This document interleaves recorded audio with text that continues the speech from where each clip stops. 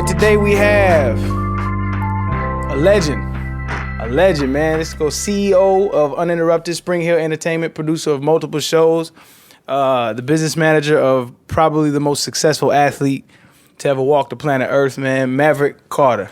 Thank you. I appreciate it. I wouldn't consider myself a legend, but thank you. I appreciate it. Nah, what y'all have done, y'all have changed the mold about how athletes are marketing themselves and how athletes in the future will view themselves. And that does not go unnoticed to somebody like me who didn't have near the impact that LeBron did, but understands the brand power that athletes have. Yeah, I appreciate you saying that. I mean, listen, from the beginning, LeBron, myself, Rich, and Randy, was four of us, and our goal was obviously to help LeBron build his business and help LeBron really take advantage of the opportunities at hand. When we started back in 2004, we started our company, but before that, even when I was working at Nike.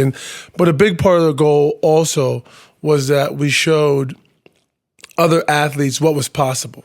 Now, LeBron's not the first entrepreneur athlete. Obviously, Roger Staubach went on to be very successful in the steel business. Magic Johnson was obviously extremely successful, all the way back to Sugar Ray Robinson, who owned blocks in Harlem and had different things. But we wanted to prove that you could actually do it while you were playing. That was the one thing that we strive for, is like, let's do it and let's focus on it and let's put a proper team. So LeBron's focus could be the main thing, which was playing basketball and becoming the best basketball player he possibly could.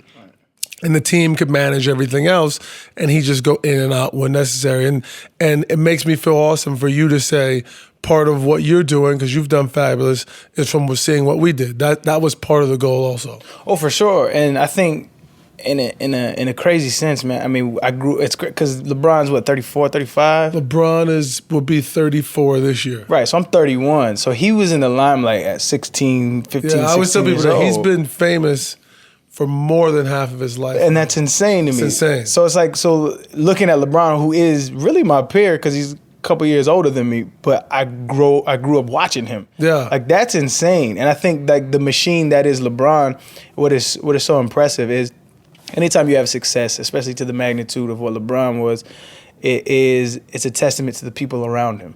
So it's kudos to him about putting the right people around him and having the right people around him and keeping the right people around him. But also those people around him had to do a job, because what people fail to realize often in athletics is LeBron is a CEO, a walking CEO. Absolutely.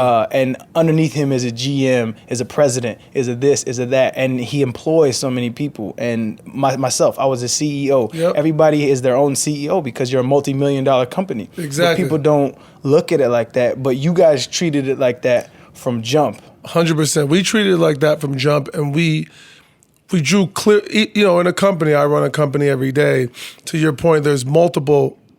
Everybody on the team has to work together. As I tell people at our company, and this is how we worked for LeBron is, and as you know, as a team sport athlete, the biggest thing about being on a team, working for a company is I have to clearly be able to walk into practice, into the game, and say to you, Arian, here is what I need from you so that I can be successful. Right.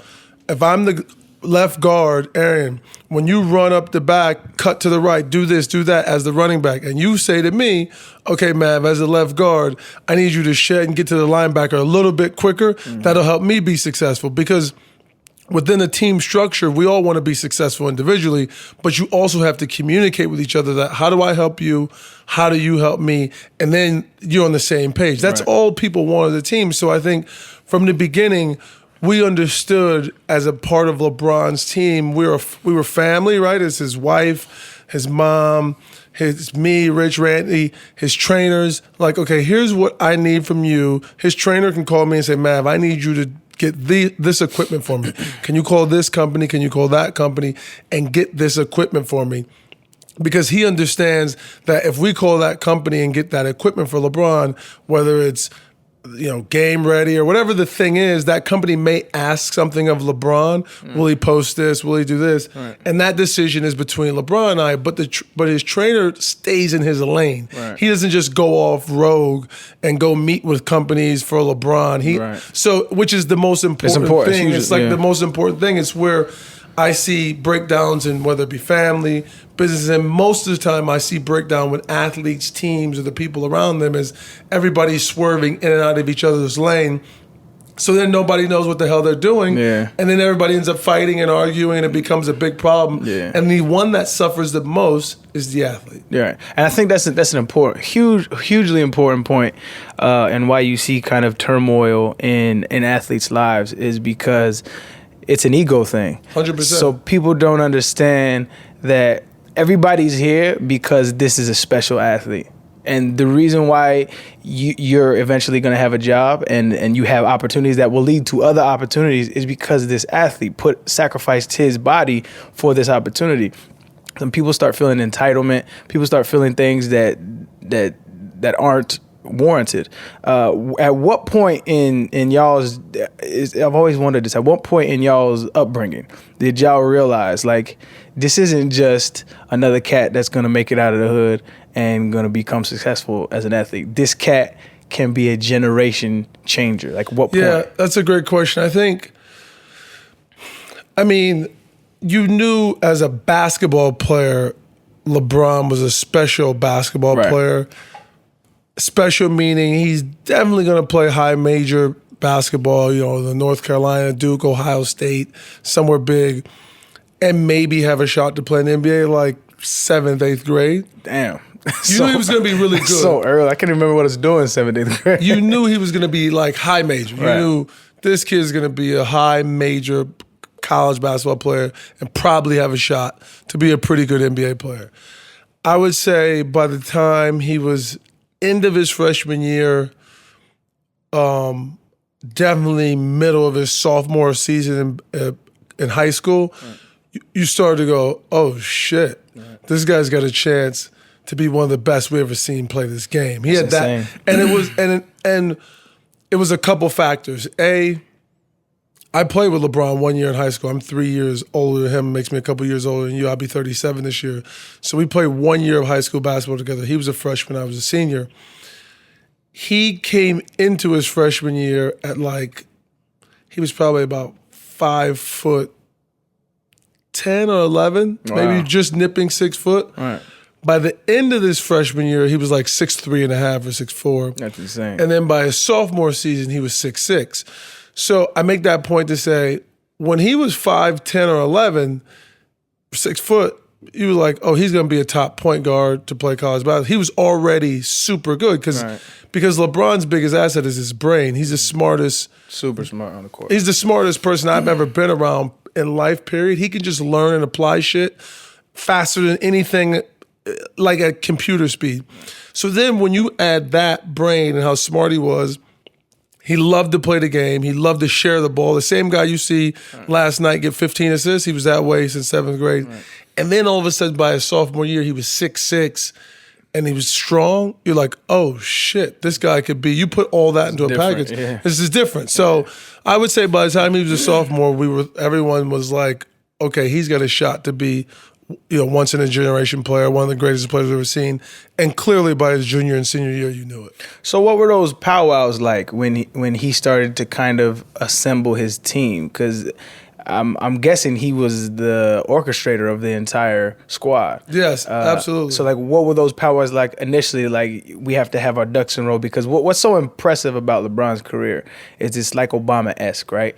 He had to be perfect because the limelight was on him at such an early age, and everybody knows no human is perfect, but that appearance of perfection it's a sexy appeal to brands and companies, and it's why I think he has the prestige he has. It's because he's gone through one of the most successful careers an athlete can have globally, and it's relatively unscathed. Like, you can't find a lot of negative press about him. Not only can you not find a lot of negative press, he is such an empowering figure. Like, he does things for the community. Like, it's just like the picture perfect athlete. Yeah. And he had to be that at 16 years old. So like, what were those powwows like initially, like coming up? Yeah, I think, for LeBron, it's crazy to think about it. From 16 to now, it's been the same people. I mean, maybe he met his wife when he was 17. He either met her when they might have started dating when he was 17. Right. But from 16, 17 to now, it's been his wife, Savannah James, his mom, me, Rich, and Randy around him. He's got 4 best friends that he played high school with, Drew, Shion, Roman, Willie, Coach Drew. It's been virtually the same people. And I think back then for LeBron, there was the powwows were obviously way different than they are now because it was like, we're going into the unknown. Like, what the hell is it going to be like? Is, LeBron, what do you know? It would start off like, kids having conversations like, what kind of car are you going to buy when you get your money? Like, is it an Escalade? Are you going to get a Porsche? And then when it would get serious, it was more like, yo, how do we really think and take full advantage of the opportunity that we're all going to be put in, the position that we're all going to be put in this window? We always talked about it as a window. Now, obviously, LeBron has made his window last longer or as long as any athlete of all time. It's a long-ass window. Sure. He's year 15 now and probably going to play 5 or 6 more years. Mm-hmm. So it's been a long window, but we knew it was a window. So it was like, okay, what do we do, to make sure we capitalize and take advantage of all the opportunities in front of us in this window? And at that point, it was a lot of, going back to when he's 17, 18, I'm 19 or 20, we weren't ready yet to start thinking about how do we help others, because we were like, shit, we got to help ourselves first. We don't got shit. So we're like, how do we take advantage of that? And I think it was always, LeBron was really focused, especially for the people around him, to like, how do you set yourself up? How do I help you guys to make sure when I'm done playing, you guys have careers of your own, you guys have become people on your own? How do we start to build that now? He was very focused on that. That's insane. And very focused on like, I don't want you guys to just rely on me the rest of your lives. Like, how do you do that? It's funny because now he'll say shit like, yeah, I used to feel that way. Now I don't even see these fucking guys anymore. Like, literally, he'll say that. I'm like, that was the whole. That was the point. That was the point. That's the monster you created. That was the point. Yeah, he's like, yeah, you don't even come to the games anymore. I'm like, yeah, well, that's kind of that was the point back in the day. Right. He's like, yeah, I know. He like makes a joke about it. Right. That's insane, man. That a cat that young can have that maturity in thought and clarity in thought at a young, like 16, 17, 18 years old. I'm not thinking about my friend's wherewithal at 30, at 40. Of course. Like, that's insane. Like, where does that come from? Like, where did he get that maturity from? I think it comes from LeBron was born the only child by his mom. He had no dad, but he had 2 uncles who had friends who were his mom. Remember, his mom was young when she had him. She was 16 when she had LeBron. And she has a brother younger than her, or 2 brothers younger than her. So I don't even know how old they would have been. Right. So essentially, those cats, his uncles and his uncles' friends became like LeBron's friends. Even though they had a gap, but the gap is not like me and my uncle. I'm 36, my uncle's like almost 70, you know what I mean? Like, LeBron had a much closer gap. So I think just hanging around his uncles and his uncles' friends, he really learned about life fast, and being the only child and growing up in the projects. You grew up in the projects, everybody learns about life pretty fast. Life comes at you fast, like they say on the commercial. But I think also hanging around his uncles, I think that, and seeing what it was, and also LeBron's spirit, just who he is, when he plays basketball with his friends, what he does in the community, he is always about helping and uplifting others. Watch him play basketball. He always wants to see others do great. He wants to do great, obviously, and he wants the people around him to do great and help him do great, but he's very focused on how other people close around him do, and they do well. And he's never the type of guy that doesn't want to see something good for someone else. I always tell people, and I've been around a million athletes in my life, LeBron's never have I come to LeBron with an endorsement deal or a deal, and he said, well, what's Peyton Manning make on his deal? Or he just views it like, is this good for me or not? And he's very confident and sure, and he knows what's right for him or not. And he doesn't really care or worry about how I did or what this person did. He's like, I want to see everybody do good. I'm fine with it.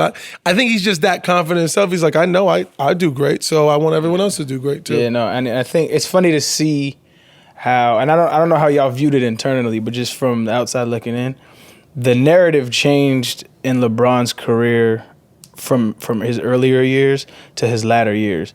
And what I mean by that is, from the outside looking in, people wanted him to be Mike, right? People wanted him to just take control, take over a game, like shoot the ball 30, 40 times, want him to be Kobe. And that was kind of like a chink in his armor. Whereas now, if you look at the narrative of his career, that became an attribute. And that is actually how he is personified now. And not just on, but off the court. 100%. 100%. I think, listen, he loved Mike and idolized Mike, and he wears Mike's number, but he never wanted to play like Mike. He's never played like Mike. Now, he scored a whole lot of points in his career. Mike was obviously, one of the greatest, if not the greatest scorer we've ever seen play. And Kobe obviously was like just like Mike. Mm-hmm. He did everything like Mike. And I actually think Kobe, he got criticized early in his career for wanting to be too much like Mike. Yeah. I actually always thought he should embrace that and go, yeah, and so does everybody else. Exactly. Everybody fucking wants to be like Mike. 100%. I'm the only guy who actually can. Right. That's what I always thought Kobe should embrace. He shunned it earlier, like, nah, that's not the case. But it was very obvious he wanted to be like Mike. LeBron never wanted to be like Mike. He is one of his biggest attributes, he is very clear and sure on who he is and what he wants to be. And I think, to your point, the narrative has changed a couple times in his career. Right. But it also goes as a testament to him that a guy in his 15th year, when, as you know, you've talked about this very eloquently, they're usually they're putting you in a wheelchair and pushing you out the league, all leagues, football, basketball. But 15 years, 10 years, they're like, go. Done with you. And 15 years later, he's still the talk of the league. I think that's a testament to him. He's the face. Yeah, it's a testament to him. It's like him and Tom Brady, the only two athletes I've seen.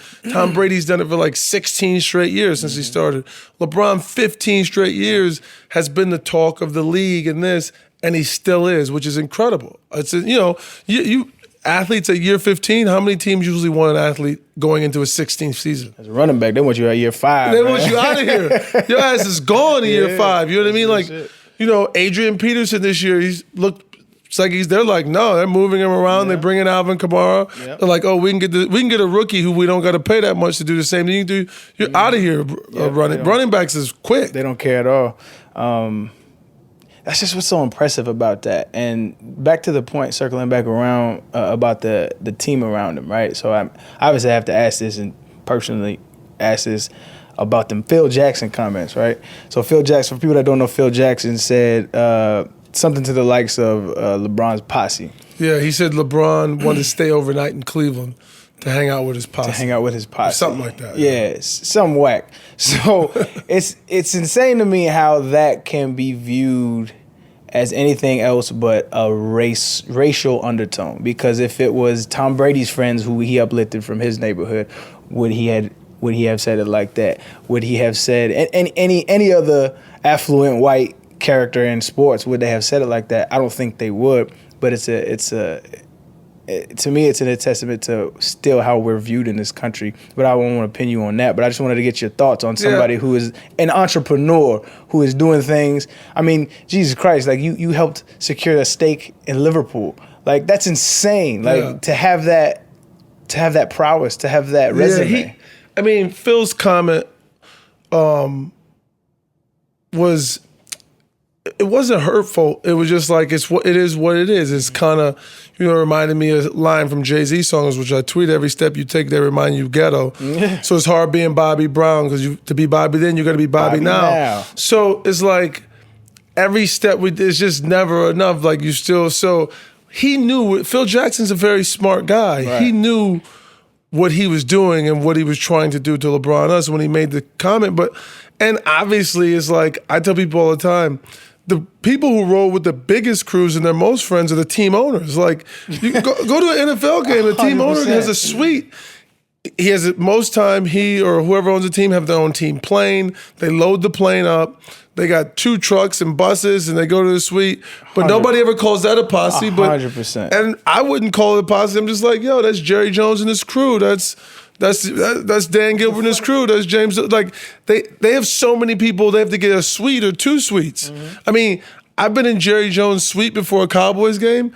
It's way nicer. I mean, like, way nicer than my house. It's much nicer than my house. And there's people everywhere. Right. There's buffets, there's thing, and nobody ever says Jerry Jones has a posse. So it's just like, you know, it is what it is. Phil knew what he was doing. Right. And it just reminded me of that line, like, we still got a long way to go. We're going to keep fighting a good fight.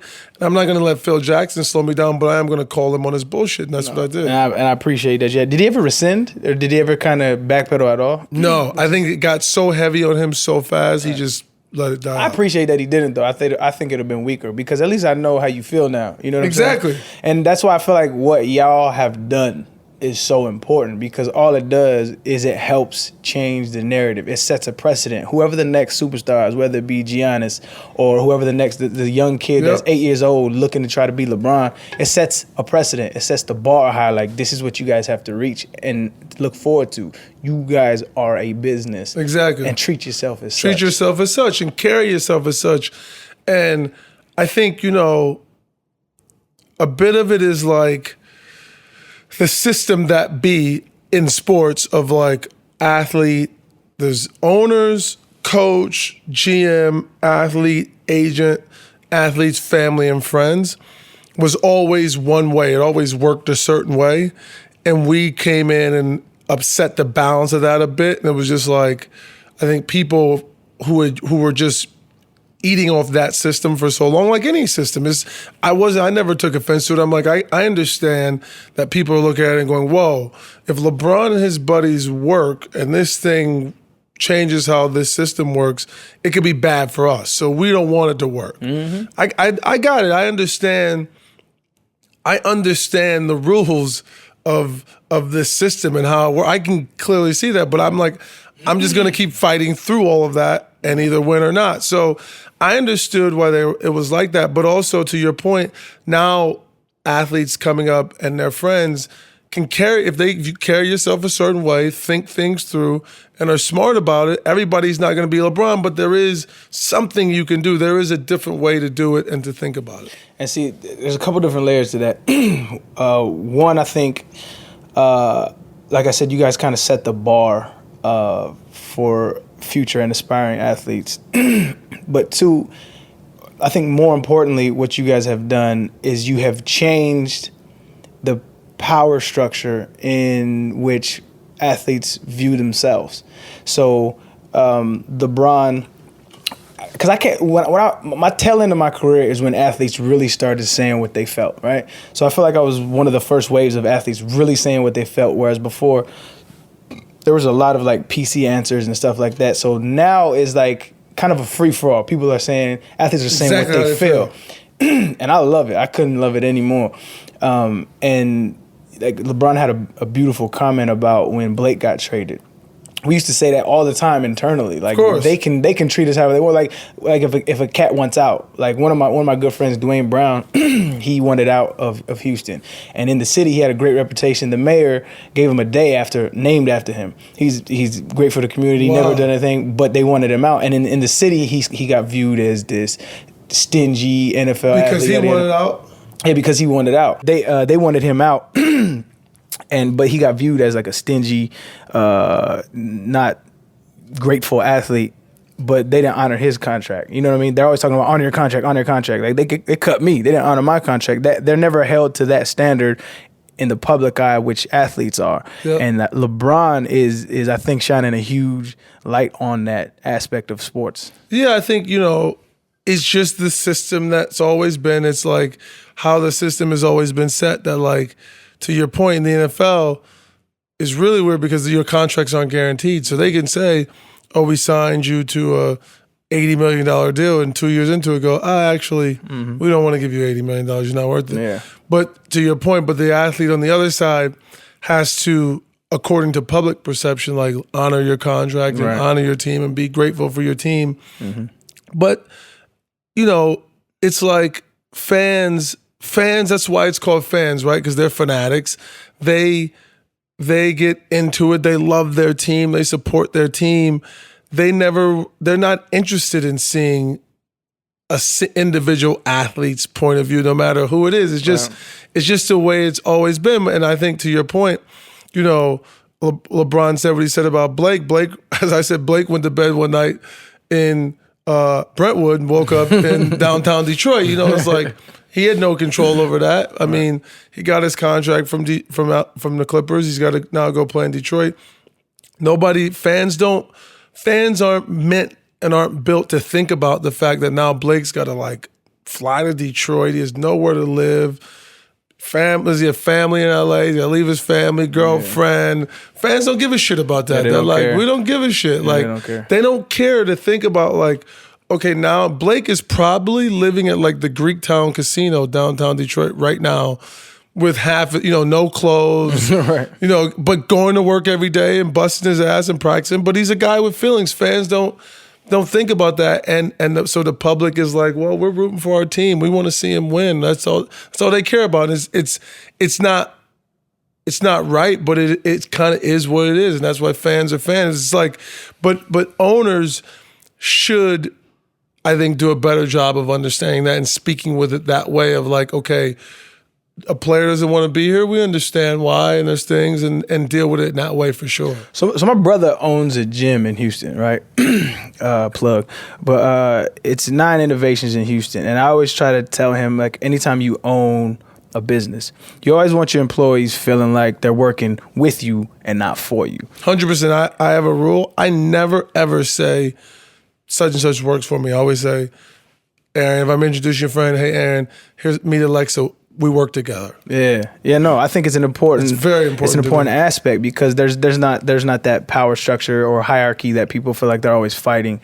But I think in sports, that is not as prevalent, especially in football. In basketball, I feel like NBA is marketed well. They market the players well. I think the NFL is a little more fall in line. 100%. They seem to be trying. They're trying because they're getting some backlash on it finally. But they seem, and I think they have an uphill battle for the simple fact that the culture in the NFL for years has been. It came from the South. It came from the South, and to do as you're told, and that's how they treat you in practice. They yell at you, they scream at you, and that's like their sick way of motivating you. But they have an uphill battle because that's been the culture. Coaches talk to the players like that, and vice versa. I mean, not vice versa. That's the thing. But if you look, I also think, not to interrupt you, I think it goes. I played football just to high school. I didn't play football in college, but I think that's kind of football culture. Period. Yeah. You go to college, even though like I played at a high school where we were known as a traditionally good high school football team, and it's the same vibe. Yeah, that culture came from the South. It came from that. It has like that slave plantation mentality. Like, I hate to say it, but it's the truth. And granted, it's apples and oranges, but it gets that same feel. That's why they have an uphill battle. But that's why I always liked the way the NBA marketed their players. Yeah. I like the way, and you guys took specific advantage of that. I always wanted that relationship with LeBron's team and the NBA. Like, when somebody becomes the face of a league, how does that relationship work? How much communication is on both sides? There is. I mean, even before LeBron was quote unquote the face, when he came into the league, the NBA, literally the league and the league office, absolutely views the players as their partners. And when you get to someone like LeBron's stat, even when there was something that was going to be a rub, like LeBron, David Stern had to fine LeBron for something, he would call him and talk to him. You wouldn't just like, you're fine and issue a fine. He would go, yo, you did this. I got no choice in this thing. I got to fine you. Right. I wish there was a different, the NBA absolutely would work. And myself personally, has always had a great relationship with David Stern in the league office and now Adam Silver in the office. And I consider Adam and David friends of mine. Literally, like, they are friends. And I bet you LeBron would say the same thing. Right. That Adam and him are friends. And LeBron has made points that they listen to. Like, for instance, they get a break now after All-Star break. So All-Star weekend happens, and then all the players don't have to report back for like 3 or 4 or 5 days or something like that. And that was a suggestion LeBron made to Adam, like, yo, I think it was like 4 years ago. Like, that's awesome. I'm 11 or 12 years in. I've played in 12 All-Star games, Adam. Like, yeah.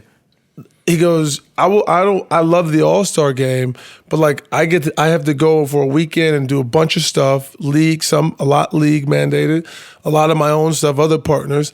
And then I have to go back to practice on Monday, and all the guys who aren't All-Stars, I get to listen to them say how they were in the Bahamas Fresh. and Costa Rica, and they feel great.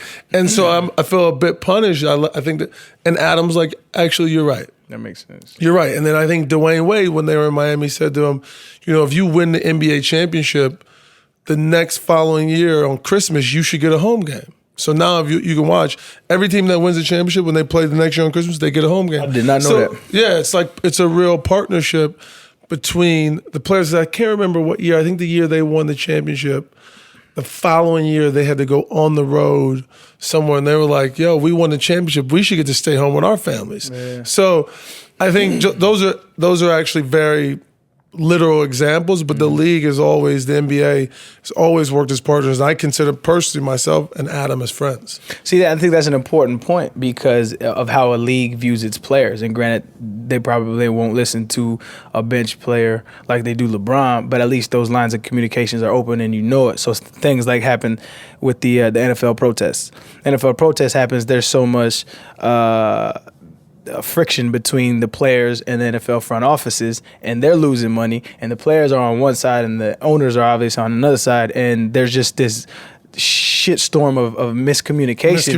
But it's because exactly. on the front end, you and I always say this, the NFL is so reactionary. They're not proactive, they're reactive. So if you're proactive about having a relationship with your players, and not this facade relationship like you like to portray, but actually having a relationship with your players. When something like this happens, you could have meetings weeks and months in advance of something like this happening, but it didn't happen and it doesn't happen. But it's interesting, like, because LeBron has been extremely vocal about politics. And I'm not to say extremely, but he's been social issues, politics.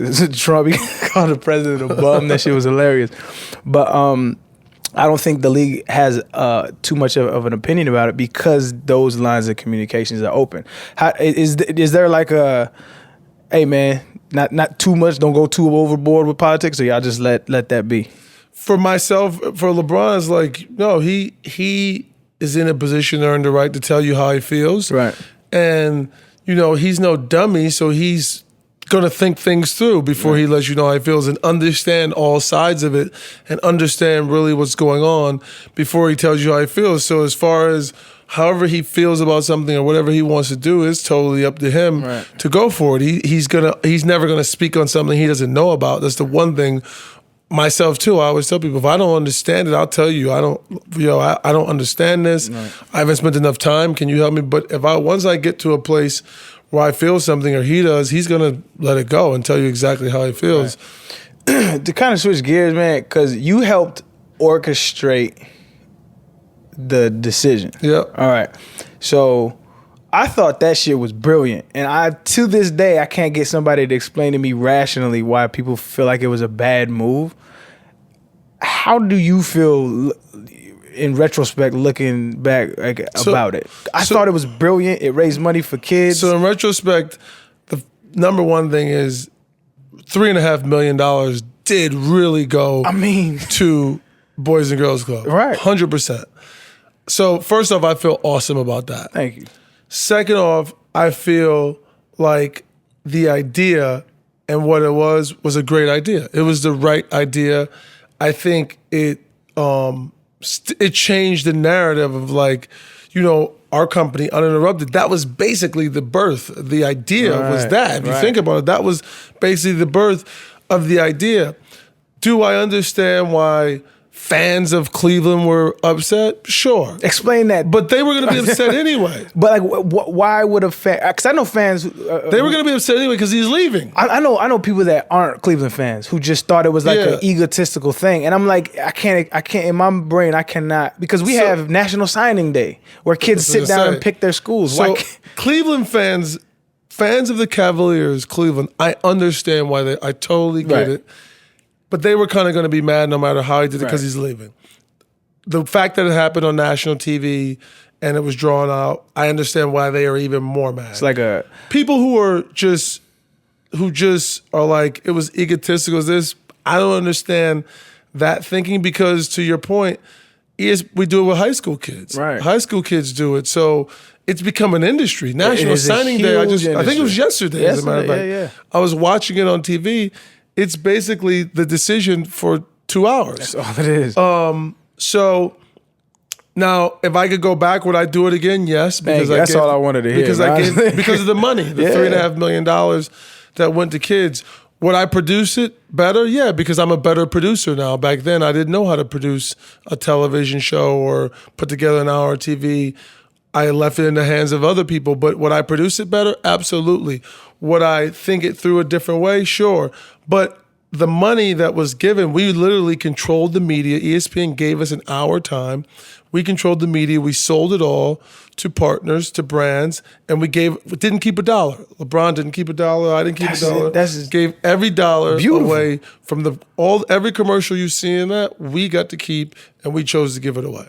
That's insane. Like, again, like, you guys continue to break barriers, and I guess it just kind of comes with the territory. Anytime you tread new water, man, there's things that people aren't gonna like. You ruffle feathers, absolutely. But these things are brilliant. Like, they're thank you. No, for sure. I think that in the future, people are gonna look back and see what you guys have done, and one, be in awe, but two, be thankful. As like I said from the onset, as an athlete who understands how all of these inner work, how nepotism works on higher levels, and you guys are just doing that, I'm extremely grateful for you guys. Because, thank you, I appreciate that. 100%, man. The precedent you set for kids, I hate using the word role model. It's kind of corny, but that's exactly what you guys have become. I say you guys because there's no LeBron without you. There's no you without LeBron, and you guys are a team and not a posse, man.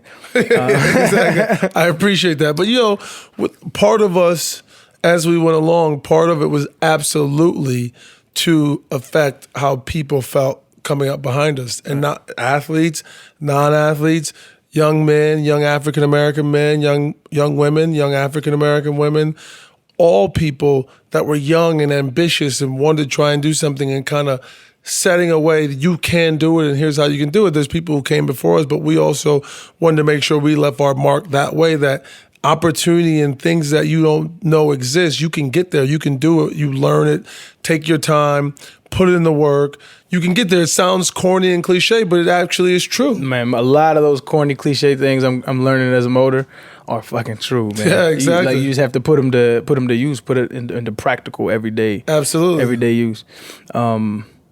It's interesting, man. Like, as you pivot from I don't want to say under LeBron's shadow because he cast such a huge shadow. Gigantic. But how do you find yourself maneuvering underneath that umbrella that is LeBron's? I think I always find myself in a place that I know, and I'm crystal clear that LeBron is my partner. Every day, everything he has done and the work that he has put into it has allowed me and given me a lane to flourish also. Right. I'm very crystal clear on that. I am crystal clear on his determination, his commitment, and therefore it makes me be determined, even more determined and more committed, because I get to see and hear his commitment daily and understand it. And, I know that everything I do and whatever I accomplish or things that I fail at part of that reflects back on him too. So I'm very conscious of that and very careful and delicate with that, because he's committed. LeBron he's the most dedicated and committed person I've ever seen, one of the all-time most dedicated and committed athletes of all time. I don't think he gets enough credit for that. His commitment to the sport, to himself, to his family is, Tom Brady is the only other one. Like, LeBron, when he plays, he's always available to play. He plays. He's always on the court. He's always taking care of his body. He's always focusing on the bigger goal, the bigger picture. So I'm very understanding of that. I'm very appreciative of it, and I'm very delicate with it too. Oh, for sure. So, like, explain for the people that don't know because a huge part of you branching off is Uninterrupted. Yep. And so what inspired that thought of Uninterrupted, and what is exactly? What inspired Uninterrupted was the idea that literally the name came from when LeBron, kind of decision 2.0, when he went from Miami back to Cleveland, he wrote his letter. There was a line in a letter. Beautifully written, by the way. Thank you. There was a line in a letter where he literally said, I'm writing this letter so I can get all of my thoughts and feelings out uninterrupted. And the idea of that letter was exactly that. Exactly that line sums up the letter. And that letter was put out, and that's how he switched teams. If you go back, he never did a press conference. He wrote that letter and he showed up the first day of training camp. That was the next time the press talked to him. He never gave a quote, never talked. So the idea was to build a media company and a media platform that allowed athletes the place to come create and be creators in the same way that writers and producers are creators and go to HBO. And HBO helps them put it together, produce it, and then get it distributed. We wanted to create the same thing, but instead of writers and producers, we wanted athletes to come and have a place to tell their story. And we've done that. We've done long documentaries, short pieces. We do pieces for social. We've created shows with athletes. We've created podcasts. We've created branded content for brands. So that was always the goal, and always be a place that athletes knew they could come and tell their story or get their message out with not anyone in between them and what they want to say. Just a group of very talented people at our company to help them put it together, to help them produce it and make sure it's told in the right way, in the right form, and looks the best it can. That's a beautiful mission statement. Thank you. For sure. Thank you. And I mean, one of our things that we say is on the walls, I am more than an athlete. And that's kind of how athletes should feel. That's exactly who you are, exactly kind of what we always set out to be. I'm more than an athlete, though I am an athlete, but I am more than that too. And I want to be seen and heard, and my stories to be seen and heard, and what I care about to be seen and heard, more than just the stats of who won the game, how many yards I rushed for, how many points I scored. No, I think it's important. That thought is important, and I think to a broader point, what you guys are doing is, and you did it early, is you capitalized on what social media, the power of what social media is. LeBron runs, I think, one of the best social media platforms he has. I think he runs it brilliantly, and how he does it and how he uses it. Is every post, is every, like, even on Uninterrupted, is everything thought out, or is, like, what is the thought behind I would say at Uninterrupted, yeah, we think things through for sure. We think things through the lens of the perspective of, we are all athletes. I mean, I haven't competed in a sport since, I'm trying to think, my last game was probably when I was 19 or 20 in college basketball. But I still wake up every day feeling like I'm an athlete. All right. So we think about athletes speaking to other athletes, being like yourself, you're an athlete, and speaking to consumers and fans of our content are athletes. So we think that through. From LeBron's perspective, I think he thinks things through, what he posts and doesn't post. And a lot of it, though, is just natural, how he's feeling in the moment. And in that moment, that's exactly how he's feeling or what he's going through. And it's literally that moment. It's like, doesn't mean he'll be feeling that way an hour later, a day later, a month later, a year later, but it's just how he's feeling in that moment and what he wanted to, and he wanted to share that feeling with the world, whether it's him laughing and smiling and having lunch with his daughter, or whether he's, tweeting something about Blake Griffin, or that's how he felt in that moment. And I think he does a great job of doing that. That's all him. His social is him. He does it himself. Nobody does anything. He does all of his posting and videos all himself on his own. And I think absolutely we put thought into it for sure, to answer your question. No, I think it's dope, man. I think like I said, the machine of LeBron and the branches that is going to come out of this, that have come out of this, is extremely inspiring. So as you guys kind of,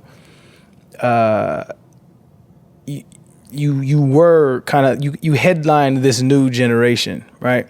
So everybody that is a superstar now, KD, Steph Curry, Giannis, they are all under LeBron's umbrella, right? So as you guys kind of push this generation into the new, into the future, where do you see the future going? The future of the NBA, like what do you see the future as? I think the future for the NBA is extremely bright. Not to cut you off, but I think that because America's sport still is football if you look at the numbers, but I think if in the future, 50, 60, 70 years from now, it's going to be the NBA. Yeah, I think to your point, the most watched and consumed sport is absolutely football. And football markets itself straight up as America's game. You watch the game on Fox. It's either, I think it's Fox, yeah. So literally, it'll say on the screen, America's game. Most watched sport, but I think by far, domestically and globally, for not just recently, but for a long time, basketball has shaped culture much more than football has. Whether it be fashion, music, you see artists get launched through basketball songs and things, and you see clothing trends change because of what basketball players are wearing. Unfortunately. Yeah, exactly. Not always fortunate. So I think the future for basketball is very bright. I think it's bright domestically and globally. Right. I think the game has gotten so diverse. When you look at Giannis, he's from Greece, but he's black, but he's Greek, and he speaks Greek, and he speaks English. And you look at Steph and KD and Kyrie and all of these young players who are smart and talented and interested in the world. They're not only interested in basketball, they're not only interested in America, they're interested in the world. And you follow them on Instagram or Facebook and Twitter, and in the summer they're traveling the world. They're going to other places of the world, but they're still gigantic superstars. They play the game at a very high level, and they're interested in learning things and being different and speaking out about things they really care about. So I think the league's future is bright from that standpoint, from the crop of stars and all the players in the league. And I think the league has a bright future because Adam Silver is really, really good at, he's the between players and owners and management. He has to make sure all that is working and singing and talk to Michelle Roberts at the NBA PA and make sure it's all working. And I think he does an excellent job. And I think he's focused on taking the league further and globally. And I think we're just seeing how big the basketball as a sport can get. The NBA is bright, but basketball as a sport the future is hugely bright, immensely bright. I agree. I think right now, like football domestically in America is probably the number one sport. Soccer is probably the biggest sport globally. It is. Soccer is. When you look at globally, it goes soccer, basketball, and there really isn't a number three. Right. Probably would put American football number 3 just because how big it is domestically. But on a global level, there's literally soccer's 1, basketball is 2, and there really isn't a 3. If you looked at if you did it by the size of league, obviously NFL is going to be maybe number 1 or 2 behind Champions League or EPL than NBA. But if you looked at it as how many participants around the world, how many people play the sport around the world, is soccer and basketball by far. And if you look at how many fans around the world, it's going to be soccer and basketball and no number 3. And that's why I think basketball is eventually going to catapult to the number 1 sport in America, and if not the world. And years from now, but I think it will because of the visibility of the players. Absolutely. The visibility of the players and them now understanding their brand power. So if you look on somebody's Instagram, there's so much influence there. And that influence is now being taken advantage of in a way that hasn't been before, which is going to change the way, it has changed the way teams market, the league markets. So it's what you guys have done set the precedent for has changed the way Fortune 500 companies market to the general public, which is fucking insane to me. Yeah. Like, you guys have influenced an entire generation, which is why it's so impressive. I know I keep saying, like, it's insane what you guys have done, Thank but you. like, look at what the fuck you guys have done. You know what I mean? It's crazy. I know you still in the whirlwind, and so like, you'll look back when you're 60, like, oh shit, we did that. Yeah. But it's impressive as hell, man. I appreciate you. Before we get LeBron, where's he going, man? I know you ain't gonna tell me here, man. I'm joking. As I always tell people, he is definitely gonna play basketball. He next going year. LA, man. You ain't gotta tell me nothing. He's It's gonna all play good. basketball. Though funny thing is, LeBron loves football. His first love is football. I think many people know that. And during the NBA lockout, he called me one time, because Jerry Jones, being a smart marketer, he is a very brilliant marketer. All right. Just out of the clear blue sky, LeBron at his house got a contract. I think it was for like 1 year, a couple $1 million to play for the Dallas Cowboys. That's insane. Literally, if he signed it, he would have been on the Dallas Cowboys roster. That'd have been crazy. For like a year. I think he saved it and framed it or something. Like, Yeah, he had that's a awesome. contract offer from the Dallas Cowboys. And LeBron called me one time. He's like, he was thinking about all type of shit. Because he's just, as you said, the one thing for sure about us, we're like risk takers. We've always, and LeBron takes chances on me. He took a chance on me. Yeah. Took a chance on everyone. He's like, first he was like, I want to go to Barcelona and play basketball until this lockout's done. Can I go play? But then he's like, should I go play football? And I'm like, is this guy like half joking or is he half serious? I'm like, no. But anyway, as I tell people, next year he will be playing basketball and he will be as committed as ever. And he's gonna play and want to win. That's what he's gonna give a fuck about. I heard through the code, man. He's going to LA, so I appreciate you dropping the bomb here, man. But so we end the podcast the same every way. For my listeners, I forgot the last two, man. I just CTE kicking in, man. But we end the podcast the same every way, man. Jim Carrey is one of my favorite human beings that ever walked the earth, and we reaching far. So from the very first episode with my mother to now sitting with one of the biggest global ambassadors of one of the greatest athletes of all time, we ask every guest to try to coerce Jim Carrey to get on the podcast, man. So if you could do that for me, man, just look at the camera and try to get him on. Jim, I met you once. I had dinner with you at David Nevin's house. You were an amazing guy. We spent time. In fact, you and LeBron went back and forth on Twitter about your art. I asked you, I would love to come see your art. I still would love to come see your art. I know you're a fantastic painter. I would love to see it. But before that, would love for you to come on Arian's show. Arian's a top-notch guy, was obviously a brilliant football player, but an even better person, better human being, and a very thoughtful guy.